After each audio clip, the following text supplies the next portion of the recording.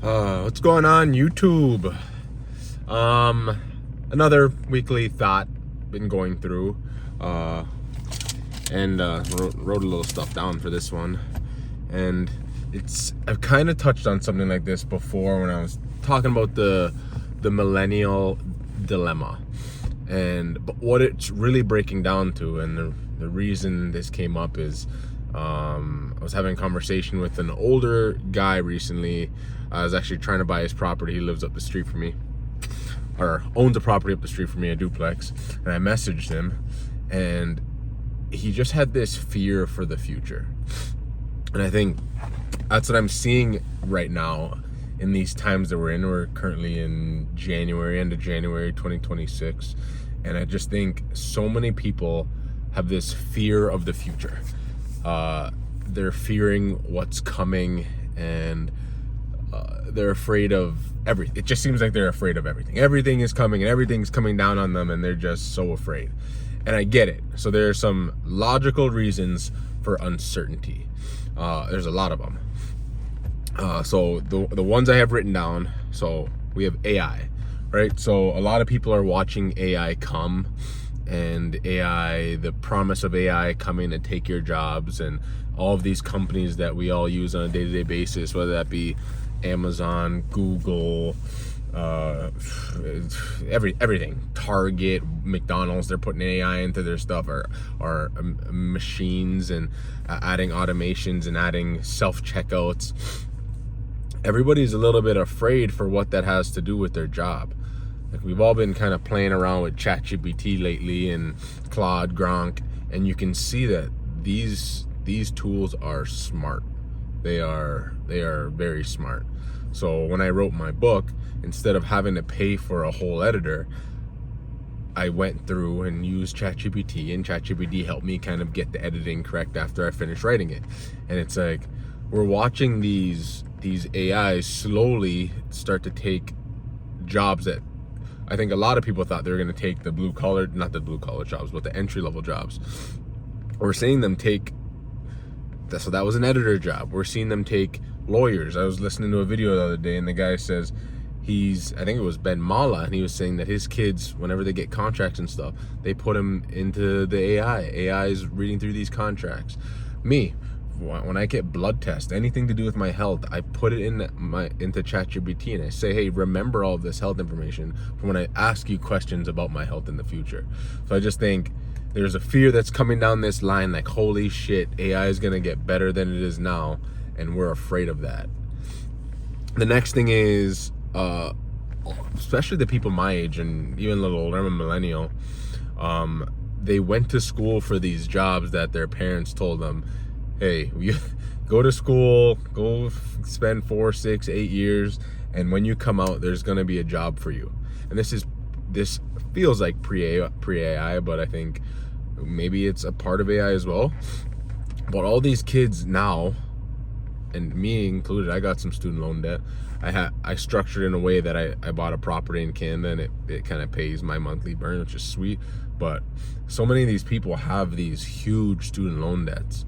Like, people my age, I've heard from between, like, my fiance's got 50, her friends 100, 30, 40, 50, and like they're seeing that they have this debt that's coming due, but they're not really able to find jobs that are paying for, like, the jobs that they want don't pay them. So this was at the start of financially illiterate decision to get into a job that isn't able to pay the debt. But when you first got into it, at least you thought, okay, I'm going to come out, make 60, 70,000. I'll be able to slowly knock it down. But now people are getting fired, and when they're reapplying for jobs, they're not getting the jobs. And there's so many people looking for jobs right now. And the talking heads on TV are making it sound like the economy is so hot and doing so well, but on a day-to-day basis, you're seeing these bigger companies lay off hundreds or thousands of people, or they're just not hiring. So it's fear of what's coming, and this is before AI really has been implemented in these big companies to actually cause a huge difference. You know, AI is still kind of walking a few or taking its steps. But so imagine what happens in 5 years, 10 years. What do these people do? So just more fear and uncertainty of what's coming. The next thing I wrote down is the housing market. So I think they're saying that the average age that people are buying their first house, the average age of the first time home buyer right now is 42 years old. So again, not only are all these other housing problems and stuff happening, or sorry, the AI, you have the job opportunities dropping, and then you have housing affordability it just seems unattainable to some people. So you're watching yourself not make as much money as you thought you're gonna make, and not being able to achieve the things that your parents told you could achieve by doing this thing. And it's just more uncertainty. So it's like, oh, you're telling me I'm gonna rent for the rest of my life? You're telling me I can't start a family, I can't do this, can't do that. And because of this fear, we have another issue that I didn't even write down, is our falling birth rate. And I feel like so many of the people I know, and again, I'm 30, so my kind of friend group, age group, people around my age, you're asking them, hey, are you gonna have kids, or are you gonna get married?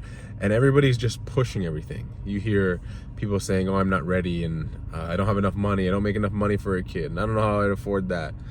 And it's also hard because when you look at our parents were having kids at 22, 23, 24, buying houses at 25, 26, and so you're just seeing this thing that it just appears like this kind of world that we're living in is not being very gentle to the people who are millennials and younger. Other thing we're seeing is because this world is so we're able to see everything all around the world, and the global uncertainty, the global unrest is getting worse and worse for people. So not only are you on the home front, so you're home, and again, you got student loan debt, you're sitting at home applying for jobs and you can't really get a better job, you're not making as much money as you wanted, you're renting, and you wish you could buy a home so that you could at least start a family. Now every time you turn on the TV, you're seeing almost wars. You're seeing Ukraine, Russia, you're seeing Iran, you're seeing China talk about Taiwan, you're seeing Venezuela, and there just seems like there's so much unrest all over the world. So there's just fear. Everybody's got, like, everybody I'm talking to has this little anxiety that they got going on, like, what's gonna happen? What's gonna happen? And not only that, I'm in Minnesota right now, so we're seeing protests and ICE and all of this, people getting killed often. And it's like, how do you conceptualize that there is a future when when the present that you're living in is just getting shaken up? And I feel bad for so many people because, and I'm in it too, right? I'm here. But the reason I kind of take a step back and a step out, and I kind of look at it as like, what can I do about the situation I'm in?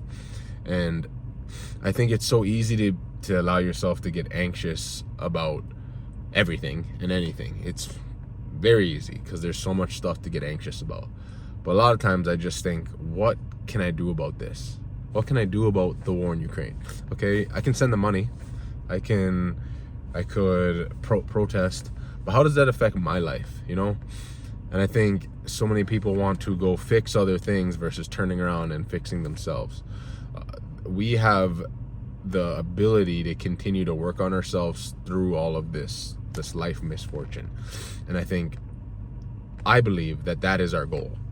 Your goal is do what you can for yourself so that you can then reach a hand out and help others. It's very hard to feed or help people from an empty bucket. And I think it's something that nobody teaches you.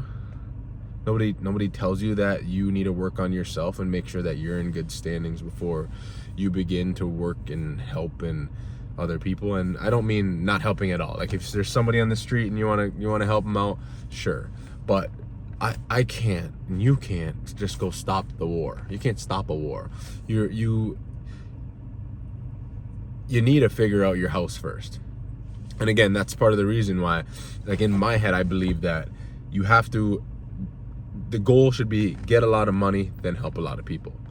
I think, yeah, you can plant one tree, but if you go out and grind real hard and make a bunch of money, you can plant 1,000,000 trees, right? So, which is part of the reason I wrote the book. I wrote my book. It's finally out, thank God. The Freedom Formula. And the reason is because I do believe that any of us can achieve the things that we want to achieve. I believe it's anything we want we can get. And I think part of that reason is because I've watched so many people and seen so many people start from nothing and get somewhere. And even me in my own life, of where I came from and what I've done and where I have been able to get to so far. And it's this thing that we got to keep pushing at. And if you look back in the past, you can see that there has been so much of this uncertainty in the world for years and years and years and years and years and years and years since we've been here. And I think, and one thing I believe is that we have become more soft. And because of that, whenever there's any shaking or turmoil, we're kind of breaking, because as much as people love to go and say, yeah, my parents and my grandparents were able to buy a house for this. Yeah, but your grandparents also got drafted. Your parents lived through 2 financial crises. So I think nothing good comes without a little rockiness. The snow globe always gets shaken up at some point. And I don't know who said this. They said never waste a good crisis. I think right now, with everybody being so uncertain, with life just being shaky, all you can do, and all I can do, is walk forward. Keep walking forward so that when we get out of what we call a winter, which is literally winter, but the winter of the economical season, which I kind of wrote about in this book, and Jim Rohns talks about a lot as well, is that you need to be preparing in the winter. You can't sit back and wait for stuff to come to you. You can't wait for it to be summer or spring. You gotta hunker down in the winter and make sure you're doing the things that are gonna help you when the seasons change. So, because at some point, all of these things I talked about, except for maybe AI, but they're going to pass. They always do. And if they don't, then what can you do? All you can do is what you can do. So, and even worrying about AI, like every time there's been a new invention, there's been new technological advancements, it's always created something else. There's an adaptation. People adapt, jobs adapt. When something comes, something else is created. It's just like energy. Energy comes and is never destroyed. It just moves. So yeah, maybe your job at this thing will cease to exist, but there will be another job that probably pays more that you can go do. So the fear, the fear, the uncertainty, the doubt that we have, it's justifiable. You can write it down on paper. But it's taking a step back and saying, what can I do? And if you can't do anything, you just got to go do what you can do.